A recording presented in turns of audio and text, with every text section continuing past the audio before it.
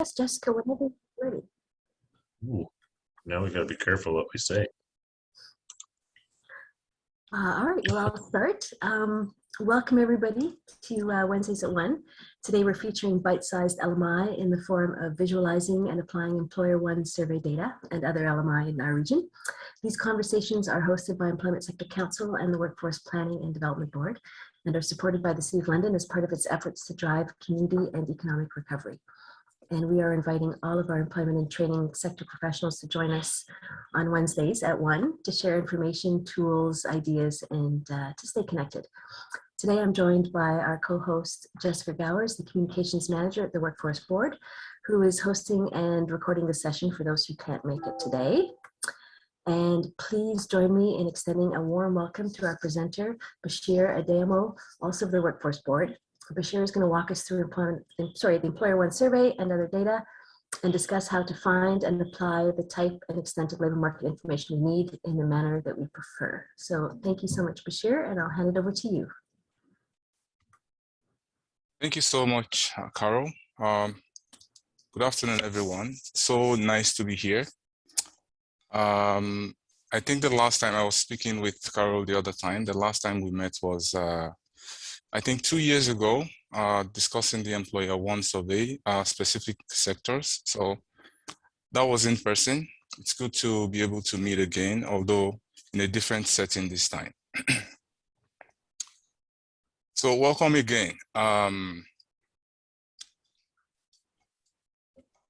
It's my delight to introduce one of the most exciting projects that we embarked upon this year. And I'm going to give you a few reasons why we actually went ahead to carry out this data visualization project. So one of them is we conducted an employer needs assessment in 2020. And one of the things we found from that assessment is the fact that employers want to have access to current and up-to-date information. That's one. My colleague, Emilian, is not able to be here today. He might join us. So he conducted a labor market impact survey. So he asked employers, service providers, and job seekers about how they use labor market information. And one of the things we found from that survey was 61% of employment and economic development officers indicated that they use LMI regularly. In the same reports, our regional employment service personnel expressed the fact that they would like to see the entrepreneurial trends in the region. So we thought it's a good idea to have such information readily available and accessible to employment service personnel. And finally, I think over the years, we normally receive requests from our stakeholders tailored to their needs. We work with what they ask from us without giving them a full picture of what's available to them. And the implication of that is that they are limited to what they get. It's different when you give them the whole extensive information and allow them to pick what's relevant or other things that they never knew was available. So these are the reasons that we thought it's a good idea to have an open data policy. The unfortunate part of it is we all know that data does not remain current for a long time. In 2-3 years, the data becomes irrelevant because other events have happened. And a good example is the COVID-19 pandemic. We see that data we have in the past 5 years are no more relevant because other situations have taken over and we are seeing things from a COVID-19 lens now.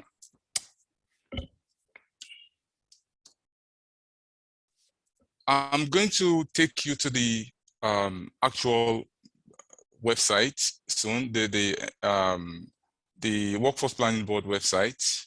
But before I do that, I just want to let you know that we have a list of dashboards that we've created. We're going to be using the EmployerOne Survey just as a sample data set for today's presentation. You're welcome to explore other information that we have there. So just give me a moment to turn it to the Tableau platform. Just out of curiosity, are people familiar with Tableau? Do we have anyone that has some familiarity with Tableau on the call? Okay, I can't see everyone, but I can see a lot of no. Just give me a moment.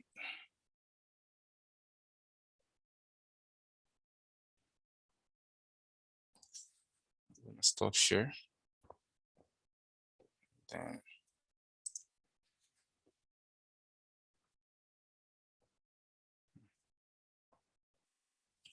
just give me a few moments here to get to the website.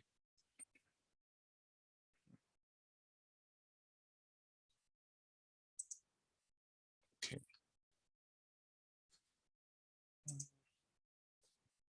All right. I'm sure everyone can see my screen. So I'm navigating to the Workforce Planning Board website.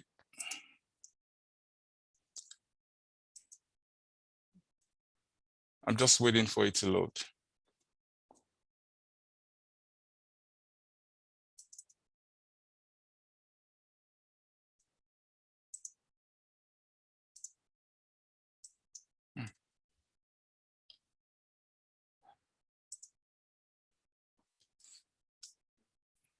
Sorry, it's taking a bit of time here. So can everyone see my screen? Yes, I can, Bashir. Okay, yeah, thank you. So this is the screen I'm trying to navigate to, but I don't want to jump straight to the EmployerOne Survey. I want to show everyone how to actually get there and to see the variety of information we've uploaded and not just the EmployerOne. So yeah, I have the screen ready now. So this is the Elgin, Middlesex, Oxford website. And if you come to your right, the tab that says data visualization. So that's where you have a fleet of information reports and surveys that we have. And just one out of those is the EmployerOne Survey 2021, which we would be using as a sample for today's presentations. Others include the employment service reports. And I should say that the EO data reports is one of the considerations we had. So if you see from the employment service report to the youth job connection report. So in each of these, you would find how each program is doing in terms of registrations, in terms of outcomes.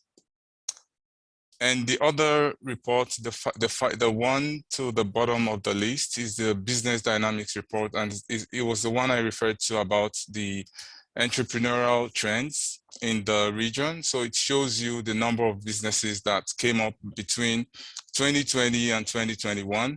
The report is released twice a year. We have one in June and one in December. So it gives you sort of an idea of what's going on in the area. So I'm going to click on the first one, the EmployerOne Survey here.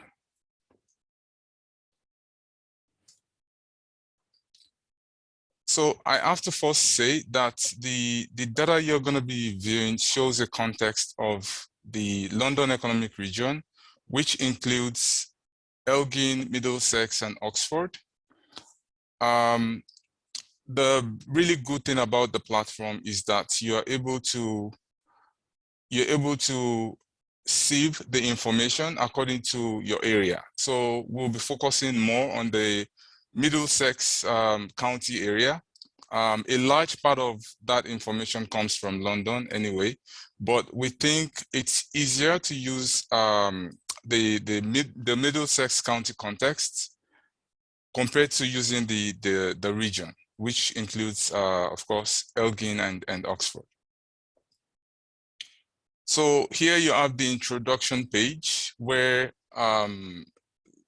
some details is shared about the EmployerOne Survey and what we try to achieve embarking on the survey. So a little information about how you can manipulate the data and explore the kind of information you're looking for.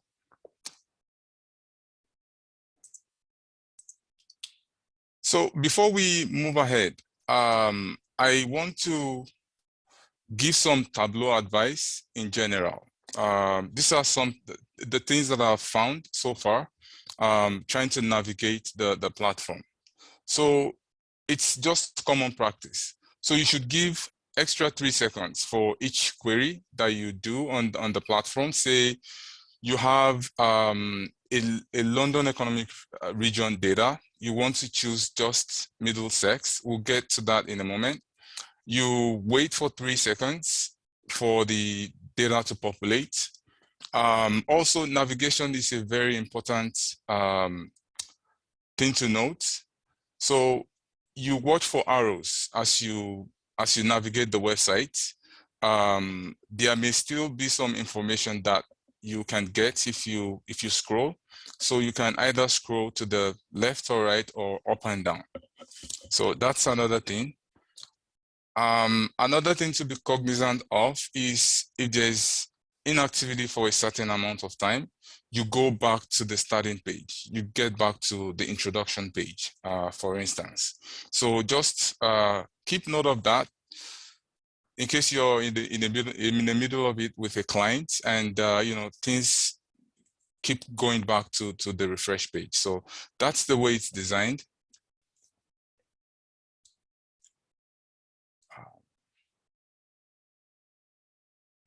And another thing is if you move to, let's say I move to sample or I move to COVID-19 impact. So the variables you have to your right, each time you do that, it resets. So let's say I click on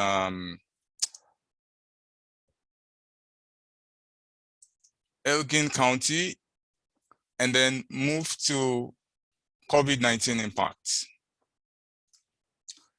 So the variables to your right, where we have county, it resets. So these are just things you have to keep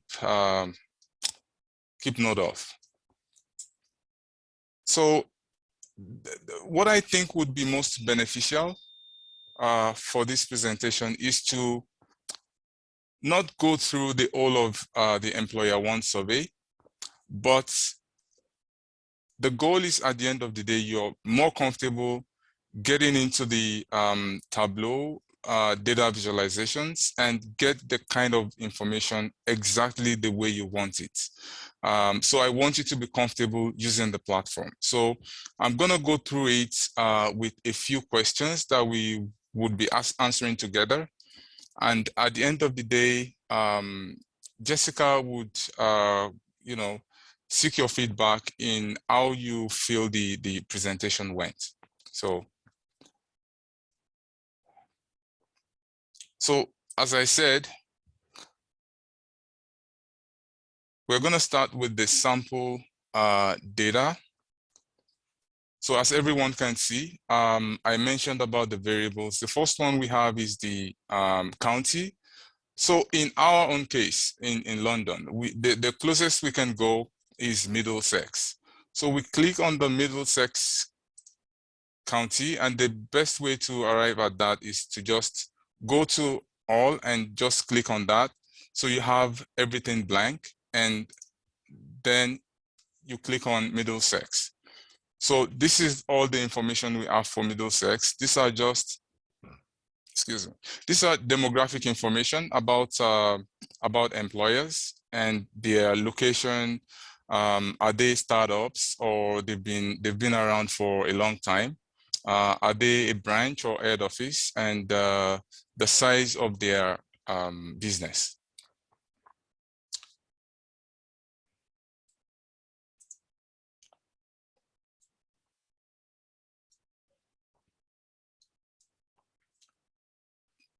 So in this year's EmployerOne Survey, one of the questions we asked was what challenges they faced during the COVID-19 pandemic. I think it was at the height of the shutdowns that were introduced. So we asked employers about the challenges they faced during this period. And my first sample question to you would be, and I'm going to put this in the chat box. I hope I'm able to do this. So just bear with me for a moment.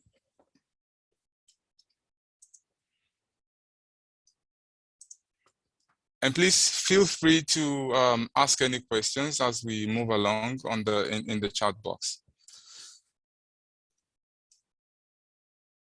So I just posted the first question. So it says, looking at the 2021 EmployerOne dashboard, identify the difference in the top 3 challenges faced by small businesses, that's sole proprietor, micro businesses, and small, medium, and large businesses. A lot of you might be thinking, why did I put the small, medium, and large businesses all together? The reason is for small businesses, you have a number between 5 and 99. In our context, I think a business with 99 employees still counts as large in some ways. So that's why I'm doing the grouping together. It's always good to have their perspective as well. So we'll do that comparison, and I'm gonna start with that. So as I said, we are looking at the Middlesex context. That's the geography. And the first I'm gonna do is the sole proprietor and micro businesses. So I come here, all,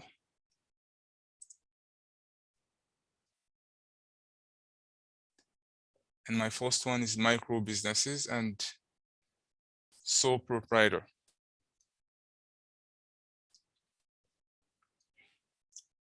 So as we can see, the biggest challenge indicated by micro businesses and sole proprietors is financial constraints that they faced during the pandemic. Close to that, we have rising cost of inputs and maintaining sufficient cash flow for their business. So those are the 3: financial constraints, rising cost of inputs, and maintaining sufficient cash flow. So if we flip that around to the large, medium, and small,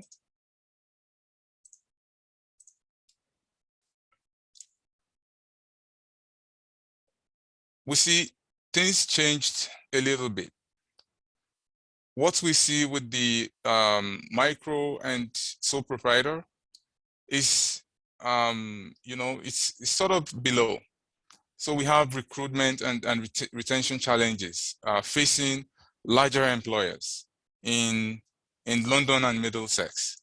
Shortage of labor force. That's what those employers are more concerned about. And then financial constraints, right? So this is sort of the lens that we want you to look at this information.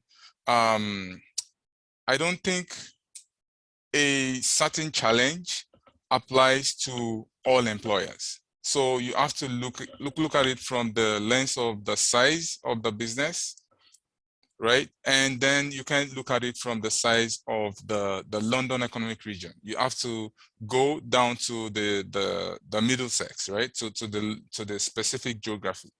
Maybe things might change. So, and as we move along, I think we are going to be seeing more of that there are some problems being faced by the region, but not necessarily by the by Middlesex or London, and you know, vice versa. So I just want to do a quick check to see if people are feeling comfortable and following along. Does anyone have any comments?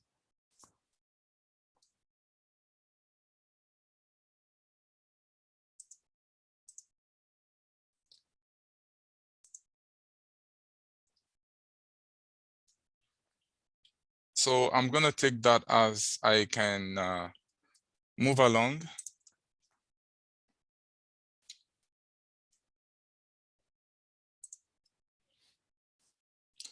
So we are moving to the fourth story on the list.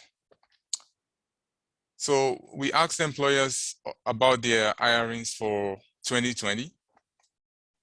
And again, we're going to click on Middlesex for this one to get, you know, a fairly representative sample to work with.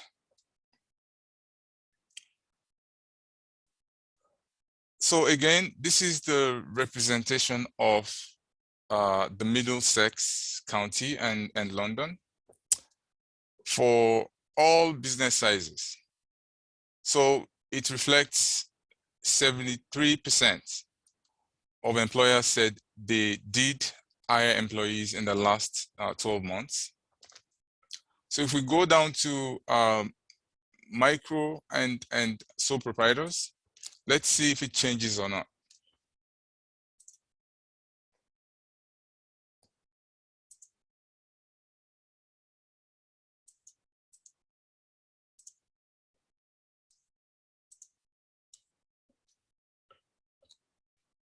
So you see the number changes, that 33%, only 33% of employers in that bracket said yes, they did hire people. And you have the micro, so 1 to 4 employees. If we add small employees onto that, it changes. So we have 68% of employers in those categories say they hired employees in 2020. So I'm going to change this to large and medium employers and see what we have.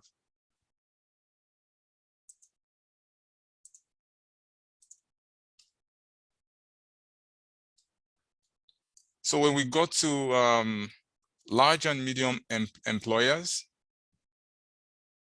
we see that there's 0 employer that indicated they did not hire employees.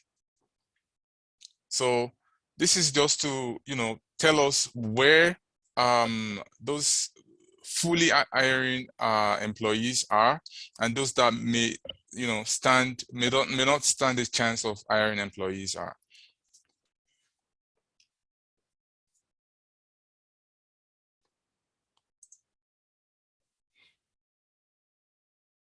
So I'm gonna move to the next one here.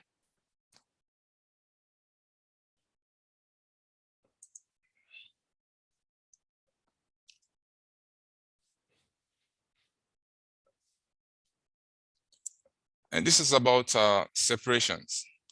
So we asked employers about them experiencing any separations over the last 12 months.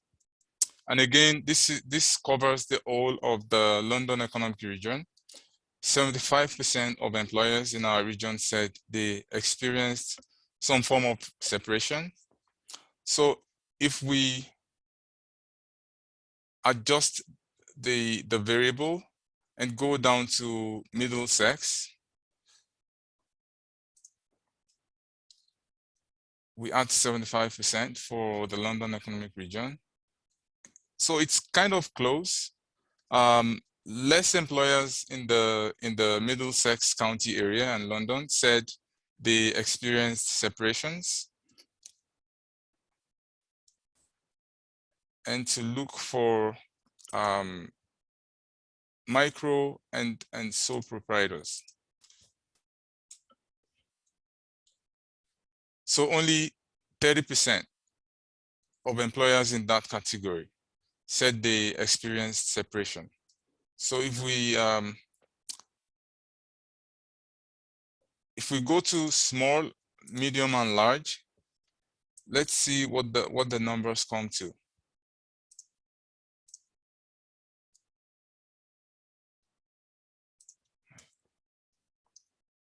So the number comes to almost 85% of employers that said they experienced separations.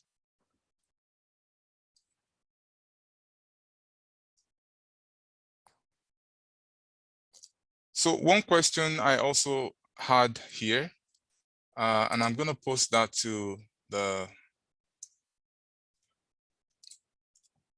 chat.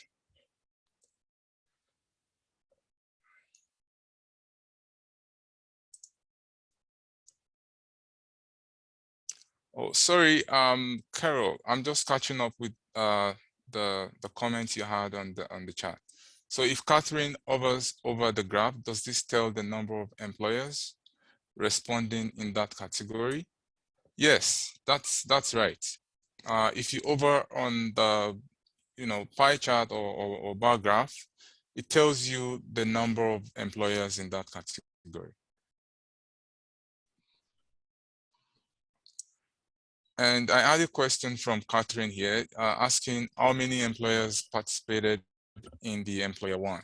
So we had over 360 employers participate in the EmployerOne, but I believe we had only 320 surveys usable. Some of them are not. We have a list of questions that they must answer that would make the responses they give applicable to our analysis. So some of them don't meet that criteria, and that's why we ended up with 320 surveys.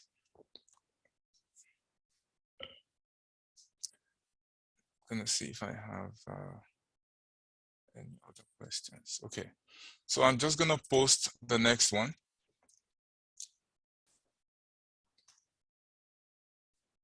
And what we're trying to know here is that did employees quit for similar reasons in the Middlesex area as they did in the region? So that's the first question. That's the first part of the question.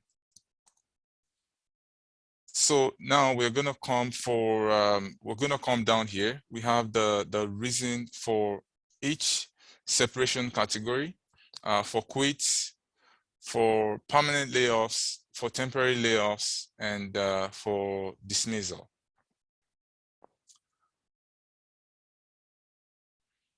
But the question was,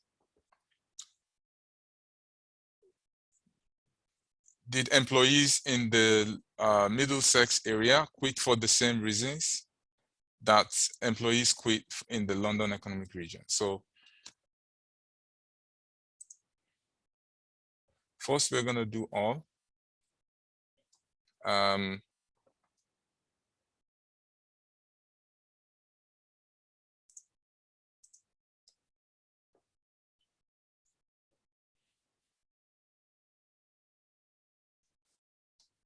So you come to the most common reason for quits. And as I mentioned the other time about the power of navigation, if you're looking at this graph, you may think this is all the information you have, but you really have to scroll to the bottom to see if there's any other topic that interests you that you want to know about.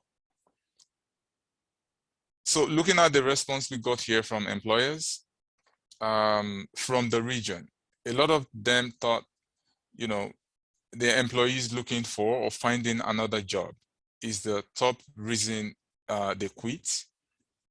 COVID-19 was also cited as another reason for their employees quitting their role. and to look for a better pay. And the interesting thing that I want to highlight is sometimes we expect one result, but the data shows something different, and we have to accept that. Let's say, for instance, this is the case for the London Economic Region. If it brings the same thing for Middlesex, you know, it's something we have to accept because that's just the data, right?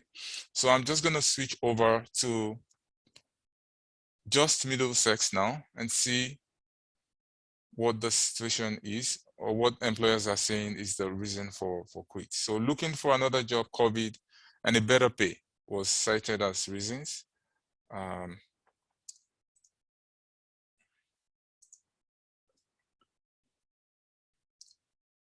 Now switching to Middlesex, we find it's the same.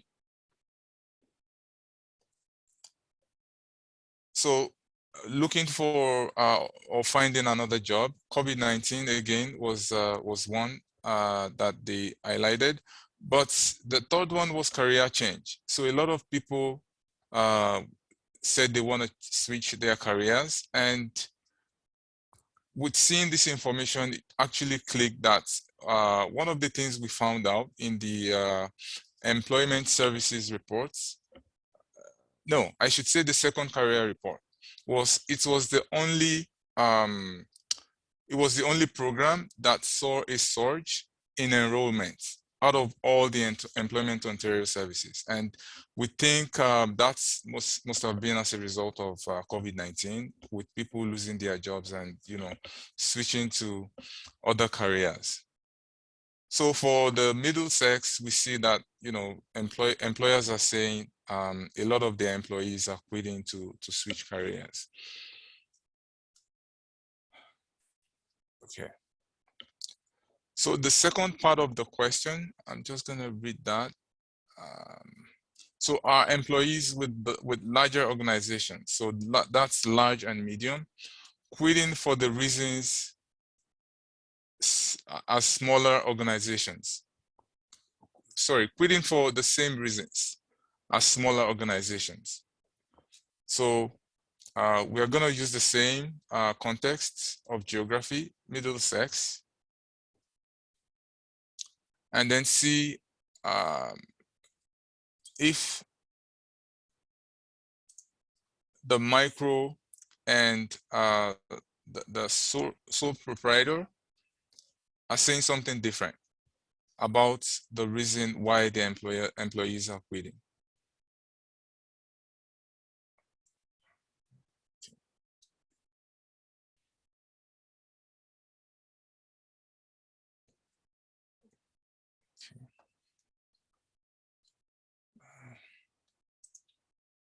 So I'm adding small businesses as well. So what we find here is, so employers reveal that, you know, most of their employees are quitting because they are looking for another job.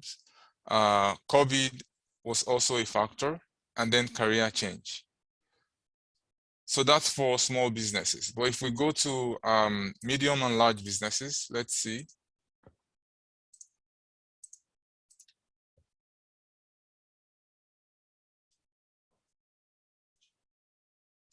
So kind of similar, because we have employees looking for other opportunities as the top, also COVID-19. But another thing we are seeing in larger businesses and medium is that, you know, people are saying they want to move to other locations, you know, and that's why they are quitting their jobs. So that's the fourth question. The last one that I'm gonna share in the chat is about retention.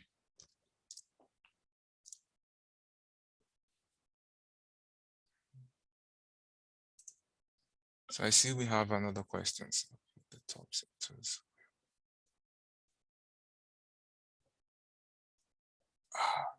Okay, so Godfrancia asked the question about, you know, where the sectors with the most separations are. Gord, I believe we have that information. Usually, we don't get into details while, you know, presenting this kind of information because it's going to be too large for our audience, but I can definitely dig into it and get back to you personally if that's okay. But I don't readily have that information about I can only guess, but I want to make sure that I'm giving you the accurate information. So I will touch base with you personally to give you that information.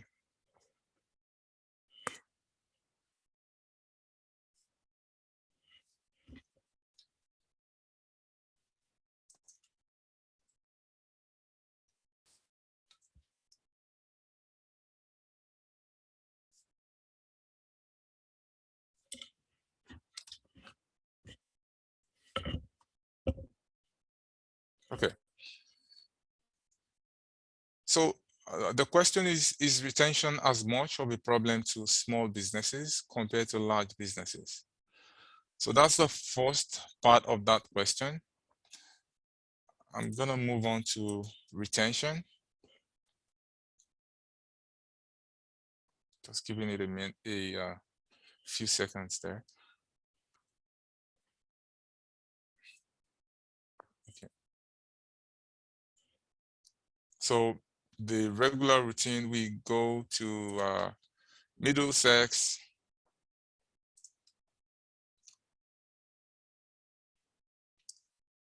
and select only the small, micro, and sole proprietor, and leave out the large and medium.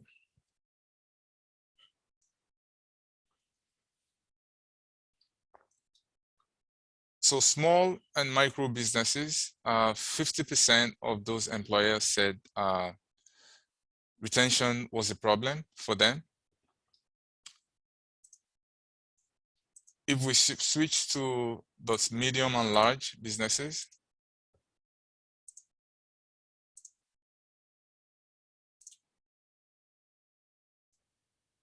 yeah, so we are seeing that, you know, medium and large businesses are seeing retention as more of a problem. So any ideas or initiatives that, you know, is being planned in the community can be geared towards this group of employers.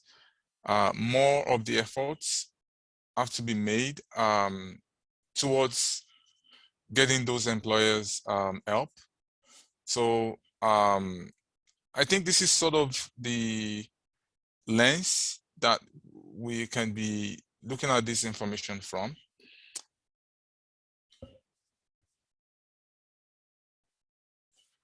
And the second part of that question is, what are the tools, strategies used by employers seeing retention as less of a concern? So we see that retention is a bigger problem for medium and large employers. So if we look at the small and micro businesses that said that, you know, retention is not too much of an issue for them, let's see the difference between you know, the strategies they are using, right, with the one the larger employers are using. So I'm just going to switch this to the small and micro businesses once more.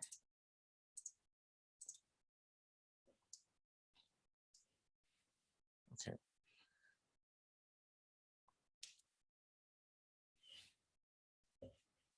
So we see that less of these employers are saying that, you know, they are facing a problem with retention. And what are their strategies? So they are saying, you know, recognition for service and or outstanding work, job flexibility, especially during this pandemic. It has been a great choice for a lot of people to be able to work from home at the same time work from the office. So they also said training opportunities.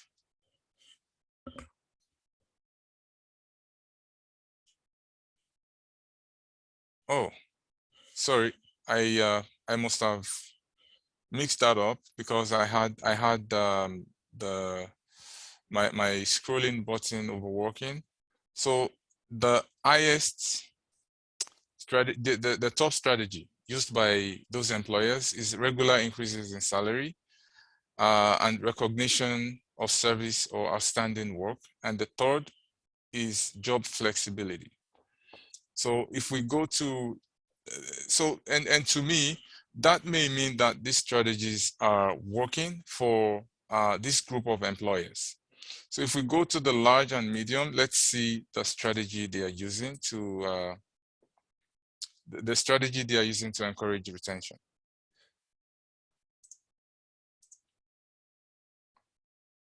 So mostly large and medium sized employers are using training opportunities and recognition of service and outstanding work. So I think it might be a better idea to kind of cross-reference and see if we can convince medium and large employers, you know, to use regular increases in salary as well to encourage retention. That's something we can impact on employers. So I think that rounds up the questions that I had to use as, you know, exercises. I hope this is more impactful than me going through the EmployerOne survey. As I said, I think the goal is to make you more comfortable in using the tool. And we are always available to answer any questions you have, or if you have any specific information you want to get out of the EmployerOne survey or other reports that we have uploaded. And I also want to mention that the PDF of the EmployerOne survey report for this year is uploaded on the website, so you can also access that. Yes, and Jessica provided my my direct email, so if there's any questions. So I got one question from Carol. Hi, Bashir. We have about 5 minutes. Oh, sorry. I'm so sorry. So I'm just gonna quickly do that regarding the download. So you have buttons down here. You have the share button, you have the download button, and you have the enlarge button. So you can easily click on the download button for a certain page. You click the kind of file that you want to download, image, crosstab, or a PDF or a PowerPoint if you want to share some information with colleagues or stakeholders in your organization. But I will click on PDF. So if you click on that, then it's gonna ask you to download the information, and once you click on download, you have to make sure that it's in the size that you want, and then you click on download. So you can automatically download the story you're looking at.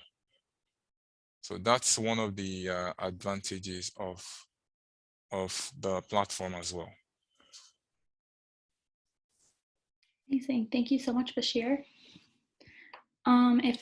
Does anyone else have any questions for Bashir? I have one quick one. So Bashir, on the Workforce Board's homepage, Yes. you've got the list, there's EmployerOne Survey, and then there was a whole list of other tools that we can use this visualization to dive into. Is that right? Yes, that's right. Wonderful. So just very quickly, apart from EmployerOne, what are some of the more other, or sort of the other visualization data sets that people are using? Are there some that are particularly popular or particularly, you know, that you would recommend for employment service provider staff to check out? Okay, so we don't have the stats yet regarding, because the tool is pretty much new. we don't have the stats regarding which people are using most. But I believe the one about the Employment Ontario information is key for employment service practitioners to use and see how many people are getting into programs. What we find is the older population are facing a lot of challenges getting enrolled onto programs because of the limitations, right? The closures and all of that. They have challenges connecting digitally to programs. So we see a huge drop in enrollments for that group. So other information available regarding the Employment Ontario data is about low participation of females in apprenticeship program. So I think those kinds of information are useful to know ahead of time, right? If you're talking to a specific group, you know what's happening with them within the employment service apparatus. So that's one I would recommend. Well, I think I would recommend all of them. The business dynamics that I mentioned is also important to see how many people, how many sole proprietors are coming up with businesses. This is one option that employment service providers are also looking at, entrepreneur, encouraging people to take that up as well. So, and we are always available, Emilian and I. If you're having any challenges, you can easily send us an email. And if you would like us to, present at any of your meetings, we will be happy to do that as well. Wonderful, thank you. And I think that I need to do more exploring of these, but what I do find really interesting is that for those of us or those on the call who are working in employment services, there are reports here that you can generate that you wouldn't be able to do necessarily through your organization, but you can do sort of on a larger scale. So to see how the whole sector is doing is really interesting as well, not just your own organization, but how the network is faring. And perhaps there's an opportunity here in the future to perhaps pick a couple other data sets, and explore those in a bit more detail in terms of how we can use those when we're working with clients when they're making decisions, or perhaps in terms of convincing an employer, perhaps to look at things differently, or perhaps to see what their competitors, may be doing particularly in terms of those sort of strategies for attracting and retaining staff, and certainly doesn't hurt to offer a higher wage. So I imagine that's that's the sort of information that would be helpful to show an employer, as opposed to having to have that necessarily difficult conversation without having the data to back it. So are there other questions? Not a question, it's just I was agreeing with you, Carol. I'm curious because I saw job flexibility was so low with larger employers. I wonder if that would increase retention, like if that's how the data could be applied and presented to employers. But it's good, thank you. Yeah, thank you. Thanks everyone for coming today. As usual, our Wednesday at 1 procedures, we just have a quick 2-question poll for you to look at before you go. And I also want to let you know that for those of you who don't know, that EmployerOne season is coming up in January. So we'll be launching the 2022 survey January 1st to January 31st. So you might see that with if you can share that with any employers that you might know. And then around this time next year, we'll be doing the same thing, except with the Employer 2022 information instead of the 2021 information. And also next week, our presentation will be from Emilian. So it will be from the Workforce Planning Board again, and it will be just an update and kind of like an overview of our local labor market plan. And so I think everyone's answers are in. So thanks everyone so much. And the recording will be out again, just like always. Thank you.